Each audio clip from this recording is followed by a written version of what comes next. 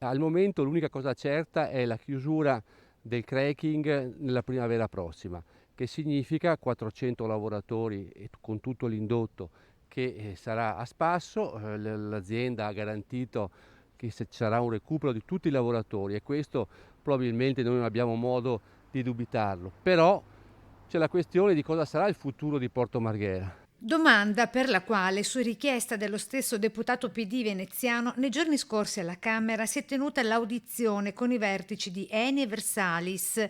Il trasporto via mare prospettato dall'azienda è una soluzione che non convince, dicono i sindacati. Grazie al Recovery Plan probabilmente possiamo fare quel salto nel futuro che aspettiamo da troppo tempo. Marghera in questo contesto deve essere centrale per lo sviluppo di un'industria compatibile e sostenibile con un ambiente fragile come la laguna, In fase di definizione la data del prossimo tavolo del governo proprio sul futuro di Porto Marghera.